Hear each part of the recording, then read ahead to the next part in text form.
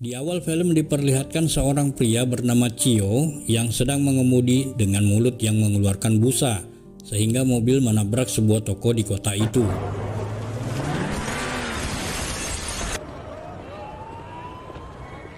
Sementara di waktu yang sama terlihat sebuah truk hijau yang diikuti oleh polisi dengan mobil sedan merah memasuki jalan tol di kota Jinhai. Tidak lama setelah itu, kita diperlihatkan sebuah bus penumpang yang sedang memasuki tol yang sama. Di dalam bus itu terlihat seorang polisi bernama Sang yang sedang menyamar untuk menangkap seorang bandar narkoba bernama Li Guoseng. Melihat ada yang tidak beres di pintu tol, Li Guoseng pun langsung menyuruh semua penumpang untuk kabur meninggalkan bus itu.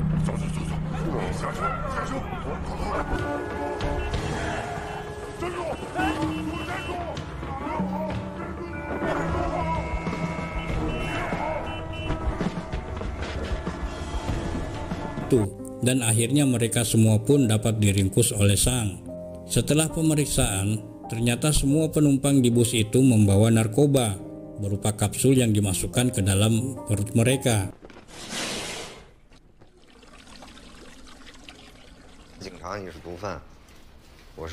Setelah itu, Sang mengunjungi Cio yang sedang berada di rumah sakit. Setelah mengidentifikasi cairan di tubuh Cio, Sang langsung mengetahui bahwa Cio adalah pemilik pabrik narkoba dan menyuruh anak buahnya untuk mengawasi Cio. Setelah itu, Sang langsung menuju ke TKP tempat di mana Cio menabrak sebuah toko. Di sana, Sang menemukan HP Cio dan setelah diperiksa ternyata ada 25 panggilan tidak terjawab. Scene berpindah ke kantor polisi, di mana Kapten Sang yang sibuk memeriksa HP milik Cio dan ternyata HP itu masih terus berbunyi. Sementara Sang juga mendapatkan informasi tentang truk hijau itu yang membawa bahan baku narkoba.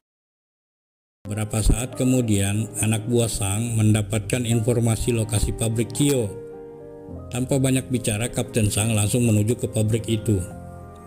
Setelah sampai di sana, ternyata pabrik itu sudah hancur karena meledak dan membunuh semua orang yang ada di dalamnya, termasuk istri Cio. Scene berpindah di rumah sakit. Melihat polisi yang mengawasi Cio lengah, Cio pun kabur dari rumah sakit itu.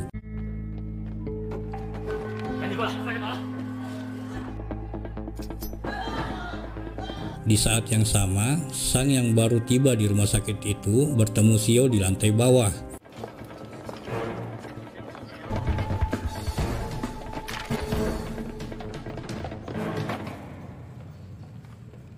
Dan akhirnya Cio pun ditangkap. Setelah itu, Sang mengikuti truk hijau itu. Sang juga diberitahukan oleh polisi Yonjian bahwa truk itu kemungkinan adalah milik Billy, seorang produsen narkoba kelas kakap. Di kantor polisi, Cio diinterogasi oleh Sang. Di situ Sang menjelaskan semua kepada Cio, semua bukti-bukti yang mereka temukan atas kasus ini. Cio mendapat ganjaran hukuman mati dari pengadilan. Mendengar hal itu, Cio yang tadinya bungkam akhirnya berubah jadi kooperatif. Cio meminta keringanan hukuman dan setuju bekerja sama dengan polisi Sang untuk mengungkap informasi sindikat perdagangan narkoba yang dia ketahui. Dan akhirnya Cio pun mengangkat telepon dari truk itu. Setelah mengatur rencana, Seng dan timnya segera bergerak ke lokasi yang telah ditentukan. Semua tim Sang diturunkan untuk mengungkap sindikat narkoba terbesar itu. Setelah persiapan sudah siap, Cio dan Sang mendatangi HH di hotelnya, di mana Sang berpura-pura menjadi Seng, sepupu Billy.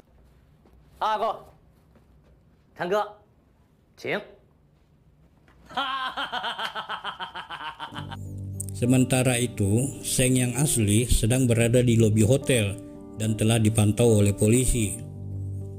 Di sana, HH menceritakan kepada Seng tentang semua bisnisnya, dan HH inilah yang akan membeli semua barang dari Billy.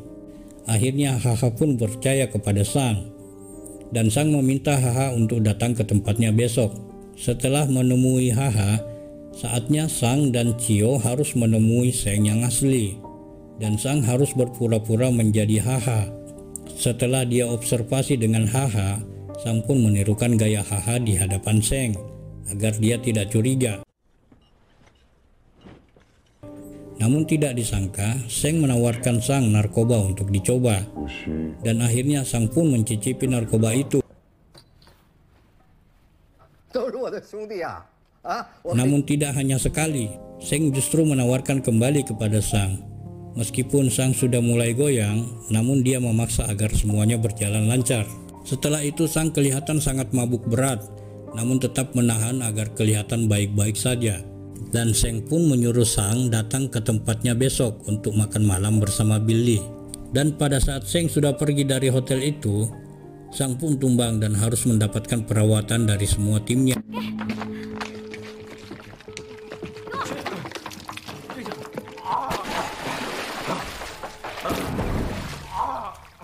Dibantu Cio yang berpengalaman dalam hal itu, akhirnya Sang bisa melewati masa-masa sulit itu.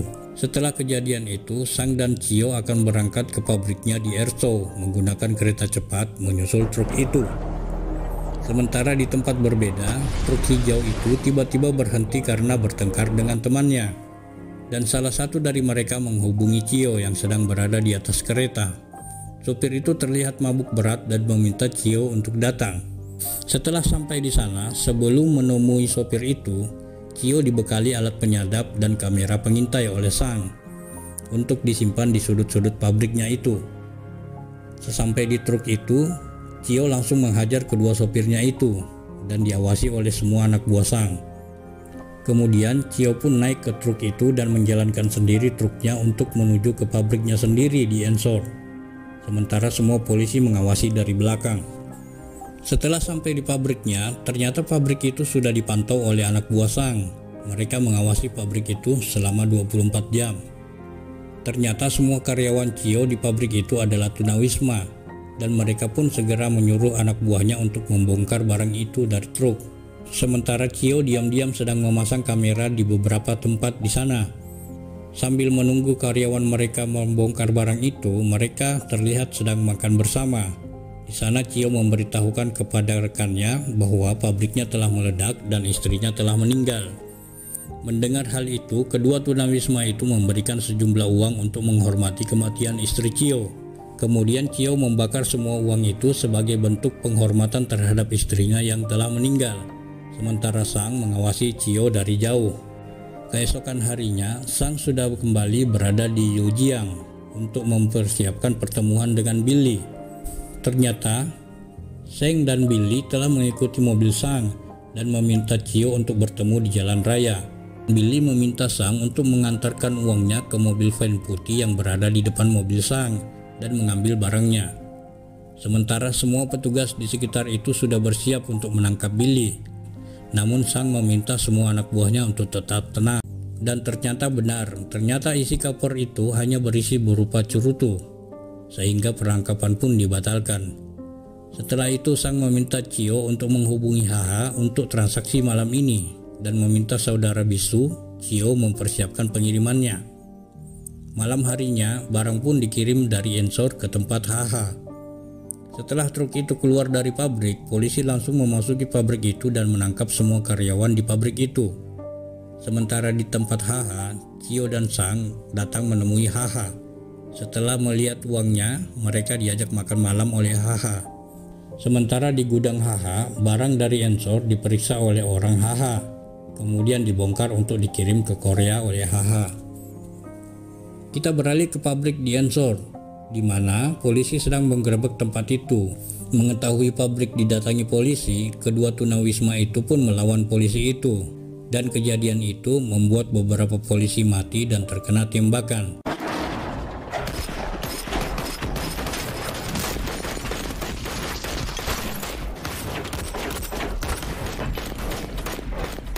Sehingga mereka berhasil kabur melalui pintu rahasia. Mengetahui kedua tunawisma itu kabur, Sang pun marah kepada Cio karena tidak memberitahukan kepada polisi bahwa di pabrik itu dilengkapi senjata dan ada pintu rahasia. Sang menyuruh anak buahnya untuk membawa Cio kembali ke Mabes, tetapi Cio terus membujuk Sang agar memberikan kesempatan sekali lagi. Menurut Cio, ini kesempatan yang tepat untuk menangkap Billy. Akhirnya Sang pun memberi kesempatan kepada Cio. Kemudian mereka menyusun rencana untuk bertemu Billy di pelabuhan. Setelah bertemu Billy di pelabuhan, Billy meminta kepada Sang menggerakkan salah satu kapal yang ada di sana untuk mengetahui bahwa benar Sang adalah pemilik pelabuhan itu. Namun setelah kapal itu bergerak, Billy meminta agar semua kapal di sana digerakkan. Karena semua pelabuhan adalah polisi, akhirnya kapal itu pun bergerak semua.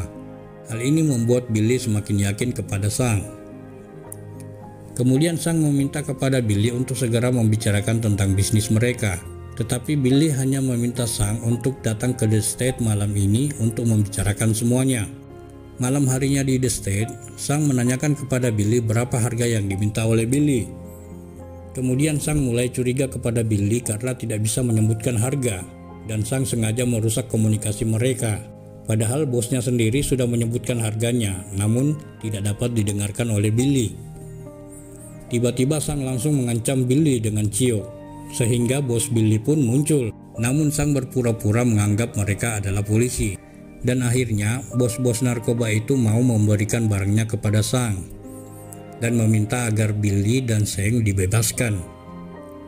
Setelah itu, bos-bos narkoba itu pergi ke sebuah hotel. Di sana, mereka menyiksa Billy dan Seng karena dianggap membongkar identitas mereka. Dan semua kejadian itu direkam oleh Sang. Kemudian bos-bos itu bersulang merayakan keberhasilannya dan memuji Cio yang telah memperkenalkan mereka dengan haha.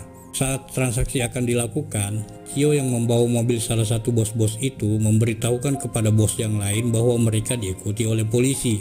Mengetahui hal itu, bos-bos itu langsung bersiap-siap. Ternyata Cio berkhianat kepada Sang. Cio berniat untuk melarikan diri. Mengetahui ada yang tidak beres dengan Cio, semua petugas pun turun dari mobil dan menyuruh anak-anak menjauh dari tempat itu. Namun tiba-tiba Cio menabrak seorang polisi wanita yang sedang berada di jalan. Lalu Cio mengambil senjata dan berlindung di dalam bus sekolah yang dipenuhi dengan anak sekolah. Lalu semua polisi pun terlibat tembak-menembak dengan para bos-bos itu. Beberapa polisi mati tertabrak mobil dan sebagian bos-bos itu juga terkena tembakan polisi. Kejadian ini dimanfaatkan oleh Cio untuk kabur dari tempat itu dengan menggunakan bis sekolah. Dan akhirnya Sang dan semua polisi yang ada di sana tewas terkena tembakan dari Cio.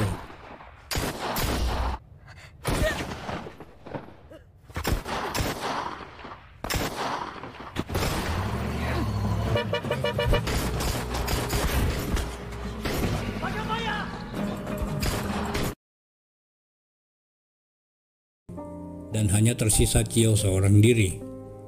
Namun sebelum Sang tewas, Sang masih sempat memborgol kaki Cio dengan tangannya, sehingga Cio dengan kesulitan melepaskan diri dari borgol itu.